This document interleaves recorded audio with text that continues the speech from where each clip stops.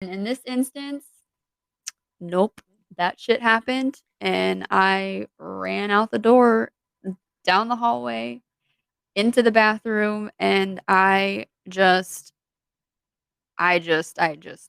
I was like hysterically crying. I was like losing my mind.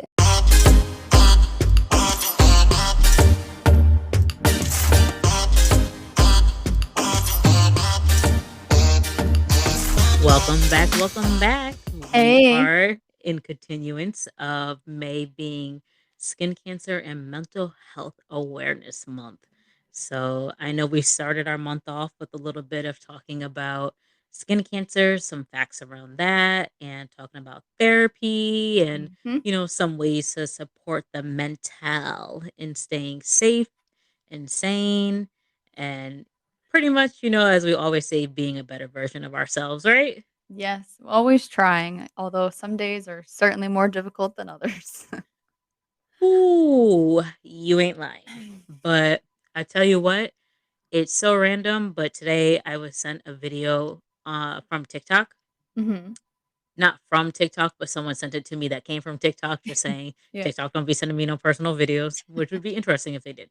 Anywho, and it was this video that was just uplifting, and it was just one of those like, don't question where you're at. You're at in life because you're supposed to be there and you're equipped to do everything that you're doing. Mhm. Like, and for those of us who do believe in God or a higher power, they put you in this spot because that's where you're supposed to be. And, don't worry about this, that, and the third. She kept saying, you're equipped, you're equipped, you're equipped. Mm. When you have slow times in life, that's your time to rest.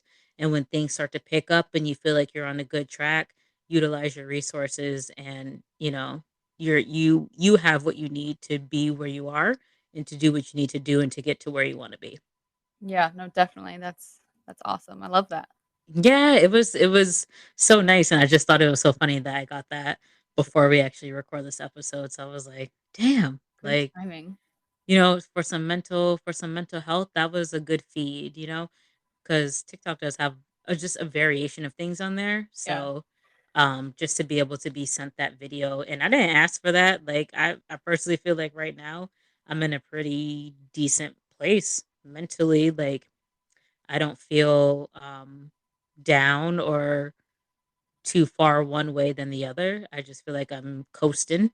So the fact that I got that was like a sign in a sense. I just had to share that pretty cool video. It was long as hell, I ain't gonna lie. I was gonna But say, it sounds like a long video. it was a little lengthy. Like, I'm sure she used that whole 3 minutes for that video, but it was just nice to hear, and I'm just like, well, I don't know what I'm doing with my life right now, so she better not be lying to me. I am where I'm supposed to be, and I'm going to continue to believe that. So, yes, Yeah. mental health kickoff. And you know me, I like talking about mental health a little bit too much, probably, even though I'm not an expert in it, and never will I act like I'm an expert. Mm. But it's just a topic that I like talking about to a certain degree. Yeah. No, I think we all know by now that you are kind of the more so mental health guru, but it's a good thing. It's an important topic and everyone's talking about it these days. So It's important, like, it's so important, and I find that we as people, not enough people, of course, because there's never enough people on the good wave, but we as people have evolved, and I don't know if it's just, like, our generation or, exactly what it is, but just talking about, like, self-respect, the mental health thing, being healthy internally, aside from externally, mhm. is I feel like it's been so much more common of a topic over the past few years. And I literally just talked with my therapist about this, where it's like one thing that I can speak on being from the Black community, that I was raised to be obedient, Mhm. where if an elder tells you to do something, you do it. You don't question it. Mhm. If an elder says something to you, you're not supposed to talk back. Even if you're just expressing your feelings, is considered as talking back. Yeah. Like there are certain things that won't fly today, but that's how we were raised with. Yeah. And it's just that whole mental health thing where it's like, as adults, we realized things like that was not okay.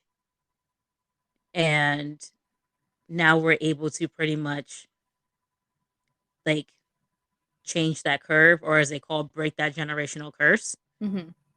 and do things differently. So that way, our children who are coming up don't have that same unhealthiness, in a sense, when it comes to just being able to vocalize themselves or just say how they feel or just to be able to have a conversation.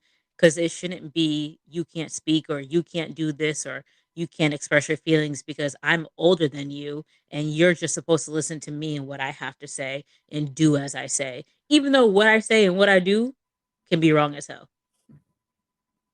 you know? Yeah. No, it's interesting how times have, like, definitely changed, and, there Yeah, are, like, good and bad aspects about it too, so for it's sure. just interesting, though, to see how just a complete, like, 180 that it is from how it used to be, and, I can certainly see some bad things that come from it, but I do see a Hmm. lot of good things definitely for sure, so For sure. Because if you're too lenient with it, Mhm. then you kind of don't really have a, No boundaries. right. Yeah. Just put it that way. That's exactly what I'm looking for. No boundaries. And then that just doesn't work out well because if you don't have boundaries like from the get go and you go out into society with no boundaries, then that's a setup for failure in some aspect. Yeah, boundaries and respect are huge, Oh my so gosh. be able Yes. to speak your voice freely, but, always Right. remain boundaries and respect. Right. There's a time and a place for things as well. So Mhm. I'm not saying that, if an adult tells a 5-year-old to go and do something and that adult should just disregard what they want done and let the 5-year-old tell them how they don't like it and it hurts their feelings. Okay, I get your feelings are hurt, but this needs to be done. So I'm going to need you to do that. Right. And we can handle your feelings once the job is done. Yeah. Like so yeah, Yeah. so that's just my little random ass rant of just how I see mental health, and I pair that with mental health because that that stuff does affect you when you get older, and how does it affect you mentally? So, Mhm. you know, Yeah. that's my little thing. Well, and so to kind of, like, wrap all of that into one package that goes along with, kind of like what we try to bring awareness to, Mhm. is the question of when does mourning a loss actually turn into, like, a mental illness? So, one Hmm. thing that yeah, I feel like it is a very interesting question because some would probably think automatically that, like, grief and mourning can't really turn into something like Like an illness. yeah. No, I completely agree because I I just wouldn't pair it with that. Like I don't know how to explain it, but Mhm. I when you say when it becomes an illness is like, damn, it gets that extreme. Like, yeah, it does reach different levels for people, but I've never thought of it as becoming an illness. I just thought of Right. it as someone falling into that deep dark hole, Mhm. and that hole is just a different depth for different people. Yeah, But certainly. I never considered like a certain depth to become illness. No, me neither really until I started, like, looking into it, and I find it interesting, because this one thing that I found says that most of the mental health experts agree that 6 months of unrelenting grief is enough to establish the presence of something called complicated grief, and then 14 months is too long to wait until you seek treatment. So it kind of seems to be in between that, like, 6-month to, like, 14-month range, which I think would seem appropriate, like, when you really, like, think about it because, yes, you are still going to be grieving, but there Mhm. does kind of, like, come to, like, a certain point where you do have to function back into society, and if you feel like you're not really able to do that, 6 months to maybe a year afterwards, then you might wanna Mhm. start looking into getting some, like, professional help. And that's not to say, like, um, like, you're crazy or anything like that, like, it's Right. really just the fact that you're grieving and you just need help with how to process that. That's true. No, that and in today's times, time passes by so quickly. Definitely. So 6 months is but isn't a lot of time Mhm. because 6 months passes by like nobody's business. I mean, look at us. We're going on 4 and 5 years of our parents not being here. Yeah. And like it I mean, you asked me, it didn't happen that long ago. It doesn't feel like that many years ago, Not even. I can't even believe that for me it's 5. you know. So, but for someone to not be in an okay state to, you know, go back into being in society and adjusting to the change of, now grieving and mourning this loss, Mhm. I feel like that would be more common in situations where it was sudden or tragic, Right. you know? Not saying that it can't happen for those who knew someone's passing was coming, Mhm. but I could see that relentlessness being more of a thing when it's a very unexpected death Yeah. Um, or even numerous deaths at once. Like, oh, what if yeah. you lose? I didn't even think about this, but what if you lose more than one family member at a time? Yeah. I couldn't imagine. And there's people that, like, lose people in, like, car accidents or, Right. something kind of tragic and severe, and that's definitely gotta be hard. Right, because I mean, I just wonder, does that statistic of the between the 6 months and 14 months change? Because if I just lost 3 people in my family all at one time, Mm. do I get 6 to 14 months for each person? Because Person. it's like, goddamn, like one person to lose is hard enough, Yeah. I'm sure it stays the same though, but which is sucky. it I'm is. not gonna lie. It's a Like, lot to process. damn, you about to judge me off of how well I put myself back together Mhm. after losing 3 important ass people at one damn time. Right. Sorry, I feel real passionate about this right now because it's just be like, I don't even know how I would feel. I Right. can't even imagine that feeling. Yeah, me neither. I couldn't either. But there was something else that I had seen that did confirm that a sudden loss can actually trigger a variety of, psychiatric disorders. So, I'm Ooh. sure well, I don't know if I would say it's, like, common or whatever, but it's definitely a thing that can happen to where if somebody is experiencing one or multiple sudden, like, tragic deaths that they can certainly just kind of, like, lose their minds for, like, the lack of a better word. Rightfully so. Yeah. No no blame, there at all whatsoever. Right. Like, and those who are able to resume life in some sense Mhm. after those losses, I give it to those people Yeah. because like I said, one person at a time to lose is hard enough.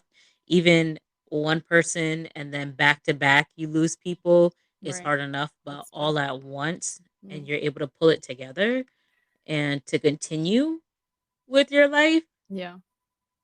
those people in a continue in a healthy manner because people can continue, but then they might pick up bad habits of Yeah. some sort. But those who Mhm. continue and are able to continue in a safe way, big ups to them because that is like the ultimate strength, I feel like.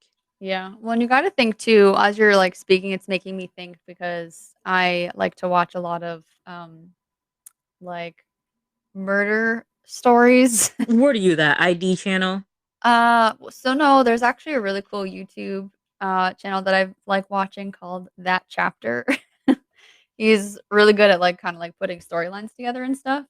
And well, I don't know if he's, like, touched on it specifically, but it made me just think of, like, things, like, I've seen in the past where, families of people who have lost people to, like, murders or, like, sudden deaths and whatever, feel like a Mhm. lot of them kind of start to make that like their new life's purpose, and like they'll create like foundations and stuff like the Gabby Petito case and things. I feel like their parents like don't do anything but that foundation that they have started.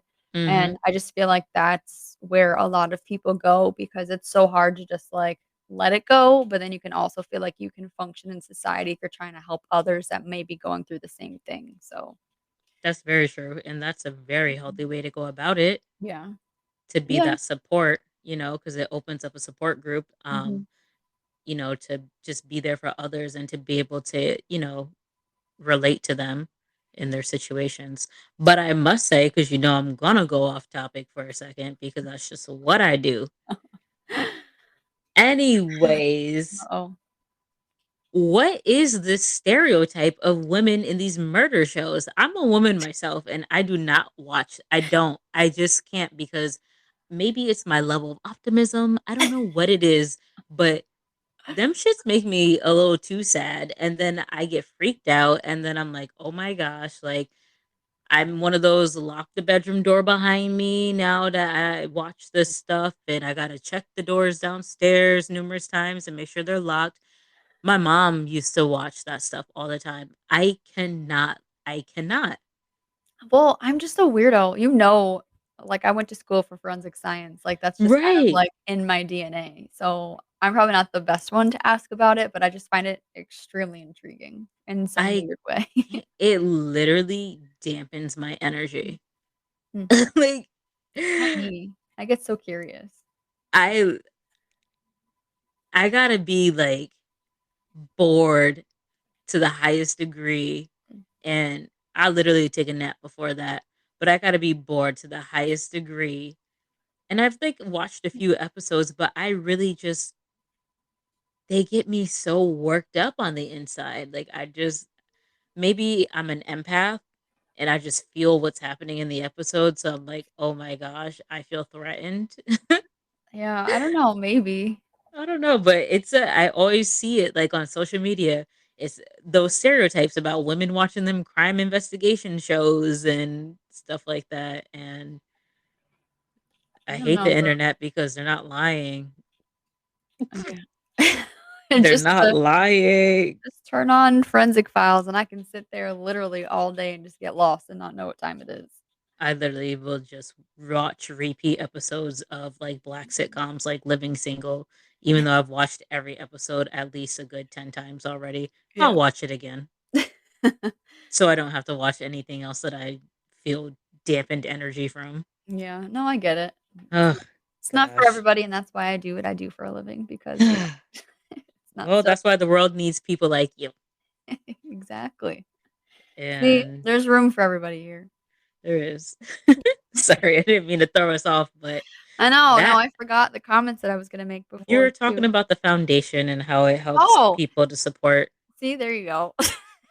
That helps. I made sure to remember since I was going off topic. Proud of you because you know me and my memory is just not there at all whatsoever. Um, Ever. shut up. But that had me thinking, I'm pretty sure I've mentioned this a few times on the podcast before, to where right after everything happened with my dad, my first thought was, "Oh my god, I'm going to start a foundation for him because this is such a rare thing that not a lot of people go through." And, there's like cancer like organizations and stuff. And I do believe I found like a few like throat cancer related foundations, but I don't think any of them are in the US. But don't quote me on that. I haven't looked at it in a long time. Okay. But it is something that I did want to do at some point, and it's not completely off of my bucket list, but I just find it a lot harder the farther away that I get from, the day that everything happened. Um, just because I don't know if I can immerse like my daily life into like remembering everything that like had happened at one point in time. So like I really don't know where these families like find the strength for like these murder cases and stuff because I don't know if I could live that every day and like help people out. Like I'm in a Facebook group for people that are experiencing the surgeries and stuff and the cancers that my dad went through, and like every now and then, like, I might chime in with something, but, like, for the Mhm. most part, I would say I just kind of, like, ignore them like it's, like, white noise just because it's, you know. Easier. Yeah, and it's like, is that even healthy to, like, remind myself of things constantly? I don't know. I guess it's Um, back to a question of healthy versus unhealthy. I don't know. I don't know, to be honest. I don't know if it's, healthy or not, but I just wonder, like you said, these people who keep themselves immersed in these Yeah. cases, they I don't know, I will I don't even know how to word it. It's like there's a difference in losing someone to that type of tragic murder, Mm, which when someone dies from cancer, that's still a murder, if you ask me. Cancer is in a the way. killer. Um, but I guess it depends on how severe the death was because then it allows it to linger. Whereas your dad was and my mom too, and just people who pass away from cancer or things like that usually Mm, have a um, slower journey to getting there. There's mhm. like more steps we have to remember or that we have dealt with that got them there, Yeah. opposed to, say, someone who was murdered, where this is the last day they remember for that person and then they were just snatched away. Hmm. So, in my opinion, that's easy. That for me, that would be easier for me to remember of my last moment in the snatch away, Yeah. opposed to every single step I've gone through each month until that person passed. Yeah. So It's true. that's why I don't think that it's necessarily healthy or unhealthy. It's just, once again, two different types of paths. And honestly, like for our cases, the best way to really remember everything is writing stuff down Oh, because yeah. we, like everyone else, have the rest of our lives going on. Mhm. We just have our daily in and outs that we deal with and new memories that come about. And it's harder to hold on to every little bit and piece when we Mhm. have so many more things coming our way, opposed to the people who have one main incident that they have been hurt by or are holding on to that they're using for support for others as well. Yeah. No, that's totally true. Cause I remember I literally wrote everything down, like, day for day. We even have, like, a notebook and shit.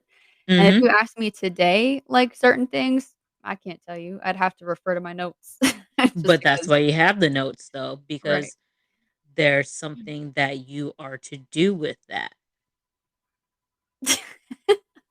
Whatever. And that's all I'm going to say about that. But no, seriously though, like it's and that I personally think that the note taking is healthy because writing is a healthy form of mental health, Yeah. and taking care of yourself because you're not overbogging your brain, holding on or trying to hold on to everything. Mhm. You're allowing yourself to be able to breathe and expand and just kind of live in the moment Yeah. when you can write that stuff down and go back and refer to it and not have to worry about trying to hold on to every little bit in piece because that's going to drive you insane. And I feel like there was a small time where I drove myself a little crazy because I'm like, oh gosh, I feel like I'm starting to forget things. Mhm. And even sometimes, like when we have our conversations and we're doing these episodes, and the amount of things that you remember with your situation with your dad, Mhm. and then I feel like at times, like my information is inadequate because I can't remember as much detail as you can. And I'm just like, oh my gosh, like, am I a shitty daughter? I'm Oh, literally her only child. I oh, was there the whole time, but that's the stuff you think about sometimes oh when god. you have those situations. No, I know I'm not shitty. I'm pretty fucking awesome. Like, don't worry about Oh, me so like, I'm not like trying to make sinking you in a feel like that. hole. No, and I know it's nothing intentional, but being someone who also has lost a parent, and I'm only human. We compare ourselves to other people. That's Right. unfortunate. And yes, it's something that we as people need to stop doing. Mhm. But that is something I've thought about plenty of times, of course, because it's just like this is something we talk about all the time. And then it's just like, damn, like as much as I talk about it, I really can't remember that much. And then I'm like, damn, is it because I smoked too much weed? Like, am I forgetting shit because I smoked too much weed? But no, I know that's not it. Myself and my style is suppressing and holding on to what I want to remember. Right. I was gonna say And suppressing a traumatic response. right, and unfortunately, memories that are more significant for me are the ones that hurt me the most. Mhm. There's a lot of good memories. I can't list them all. There's key memories I'm going to remember, but when it comes to my situation, I remember the things that scared me the most, took me out of my comfort zone the most, that made me the most sad. Mhm. Unfortunately, those are the things that my brain links to first and holds on to the most. Right. So, Yeah. I get it. It's unfortunately a part of the process for some of us, Mhm. So for me Yeah. that's a good reason why I had therapy or have therapy because it helped me to get away from that state. It helped me to look at the bigger picture and look at other things, the things you're able to enjoy, the Mhm. good times you've had, and things to look forward to, things that were instilled in you that were of good nature and good character. Right. Well, that was beautifully said. Um, Grief, man. It's such an interesting little little beast, isn't it? It is, and Ugh. it could be so draining. Um, but then it can be rewarding in a sense of feeling like, wow, I'm not as sad as I was before. I still get sad, but I'm not as sad. And it's like, wow, am I graduating? And then this random ass day comes and you're just like down in the dumps. Like Mhm. one tiny thing just triggers you, and then it's just, you feel like you're back to square one, Yeah, definitely. you know? It's something I was telling you before we started airing, something that I was just telling my mom, the other day is, when because you're always gonna grieve once you lose somebody. So in your grieving process, because to me that never ends. Um, No. you're gonna come across a memory and it's going to, like, make you laugh one day, and then you might come across that same memory or something different, a day later or a few weeks later, and that shit's gonna make you cry for, like, the entire 24 hours of that day. It really just kind of, like, depends, and you really just need to ride whatever wave your emotional roller coaster has you on that day because you can't do anything to stop it. It's going to happen. Who knows why it makes you laugh one day and one day it makes you cry. There's no Mhm. explanation for it, but either way, it's healthy and it's normal, so just let it happen. Roll with it. Yeah. That's right. Just let what is be. As weird as that sounds, but let what is be what it is. Yeah. Simple as that. Don't question it. Just write it out. Yes. Talk about me, very well said. Very well said. I try. Oh my goodness. What else you got for us for some mental health content? So, if you wanna get into some more, like, technical, like, terms or whatever for kinda like what we're talking about and how grief affects us mentally, Mhm. some things that's been recorded that other people experience can be, like, anxiety attacks, they can have, like, chronic fatigue, they can have depression, or it can even go as extreme as, like, having thoughts and feelings of suicide. Um, Ooh, I have not reached that, but I can definitely say anxiety and depression have been on my list. yeah. Not severe. I think I've had mild depression, like a mild case of depression. Oh, yeah. But anxiety, mm, that used to have me like short of breath while laying in bed at night, Oh, really? having an anxiety attack. Oh my gosh, blood pressure raised up, put me on blood pressure medicine. I'm like, Oh, I bitch, remember that. my blood pressure is there's nothing wrong with my blood pressure. I'm pretty sure it's like an anxiety or panic attack. Yeah. Oh yeah, it was ooh gosh, it was so scary. Yikes. So scary. So people, if you have those any of those symptoms or signs, definitely seek for some type of assistance because one, it doesn't feel good. Mm, And two, especially if you're having the thoughts of suicide, no one wants you to go. no. And the one who you lost that caused you to feel like that does not want you to go. No, not at all. That's yeah. Yeah, I don't know. I can't imagine being in that dark of a place, but I can totally see, like, why it would happen and somebody would feel that way. Absolutely. Um, and depression, I feel like that's just, like, a given. Mhm. When you lose someone, Automatic, like yeah. unless you're, like, some I don't like, twisted person, I guess I'll say, and you're, like, happy that someone died, then clearly you didn't really care about them in the first place just because that No! No! So, I will say there are some people that I believe are God. in a well-suited place in their lives, and they understand the circle of life and handle things in a better nature than most of us can. I feel like there's a small percentage of those people out there who may not necessarily hit depression, but they definitely do hit a very serious state of, like, grieving and mourning. Oh, yeah. No, I thought you were gonna say, like, something about, like, people being happy that someone's gone.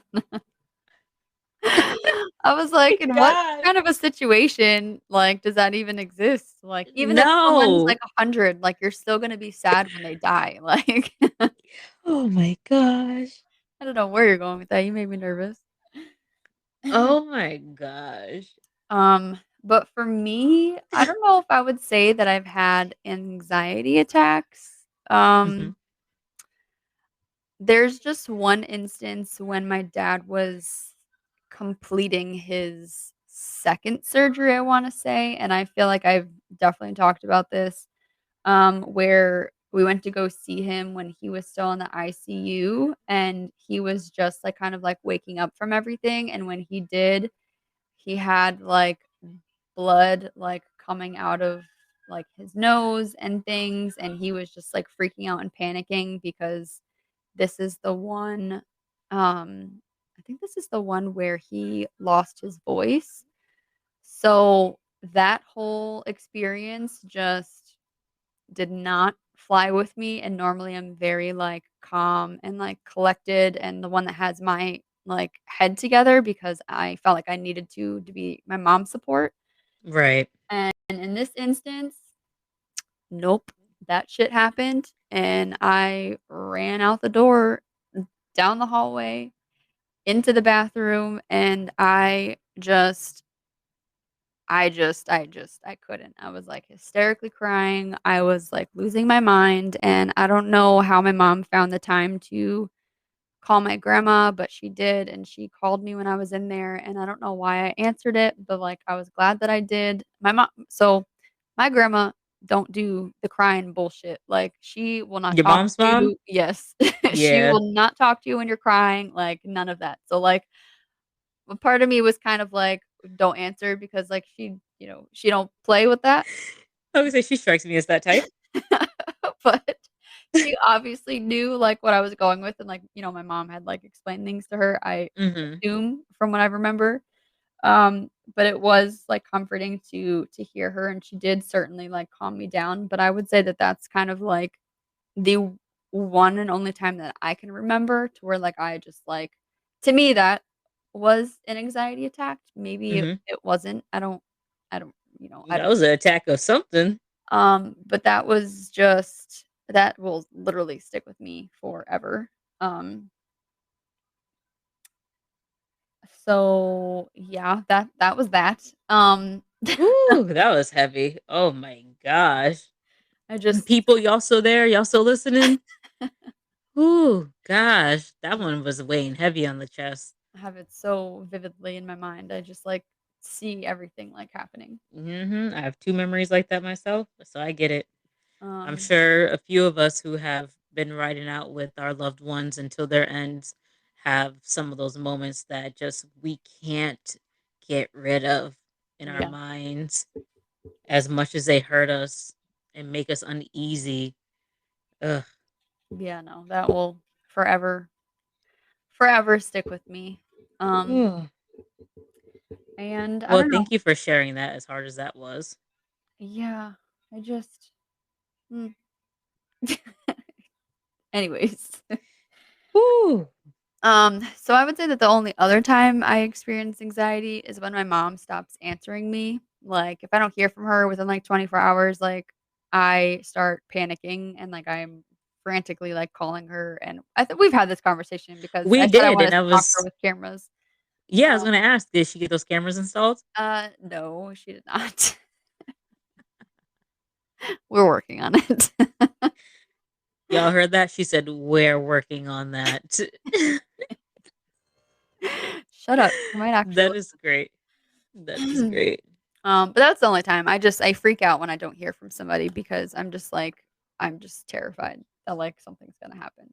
No, I get it. I And that's with absolutely get anybody it. really. Like, someone doesn't answer me in, like, what I consider to be a reasonable time frame, like, you better you better answer me before I start Oh driving the my reverse gear. gosh. Imma test you one day, see how it goes. Mhm. Well, you almost did freak me out. It was, like, maybe a few months ago. I think it was, and we were, like, supposed to podcast, and I was, like, texting you, and I don't remember if I called you. I might've, like, FaceTimed you or something, and you weren't answering me, and then I even text Nat. I was like, "Hey," I was like, "Have you heard from Amanda today?" I was like, "We're supposed to podcast, and I haven't heard from her." And she said I think she said yes, like, she talked to you, like, early in the morning or something like that, and I was like, "Well, she's not answering me," and I was like, "I need to know if she's okay." And then you, like, 2 hours later, "Oh, I was napping." Oh, I think I know what time you're talking about. Yeah. Like, if this bitch don't wake the hell up because we Listen, have things to do. listen, if you're into the human design, I am a projector and we need our rest, so there are times where I just need to rest. I was I was freaking out, so you don't have to test me because it's already happened, lady.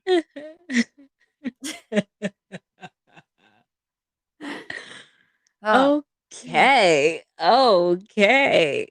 Sorry, Cassie. thank you. I forgive you. You're welcome. Do you have Uh, more mental health talk for our peeps? um, I don't think so. I think the only thing left that I would have to say and kinda wrap it up with is don't feel, like, ashamed if you feel like you are, like, I don't know, grieving too long, if that's, like, even, like, a good statement to make. Um, just recognize what you're going through, and if it comes to a point where you haven't been able to really function back into society, I would definitely, suggest seeking some kind of help, whether it's professional or, just going to like a friend and saying, "Hey, like I think I have like a problem or, I really need to talk about this," or, whatever the case might be with somebody that you trust. If you're like me and you don't feel comfortable going to like a stranger to talk about things, Mhm. um, I would certainly, suggest that and just make sure that you recognize it because I think self-awareness is huge when it comes to that. So just don't let it take you to the point of actually becoming with, like, a diagnosable condition. Right. And if you're somebody who is comfortable with talking to strangers and you don't want to talk to someone with professional degrees or someone who would charge your insurance, Cassie and I are also here because we're people who can relate Mhm. and can just be a listening ear. We don't even have to share our story. You can listen to our podcast episodes to hear our story, and we'll just take the time to listen to you. Yeah. So, or even if you want some ideas on how to kind of best handle the stage you're in with grieving or just anything, your girls are here. We got y'all. Yes, we sure are. So don't be afraid because I promise we are very nice people. Absolutely. I'm nicer than Cassie Oh, okay, yes, that's a fact. because we established you're not personable. Anywho, thank you all for tuning in to another episode with us. It's your girl Amanda And with my Cassie, girl. Yes. I And beat we you. look forward to chit chatting with y'all on our next episode. See you guys later. Bye.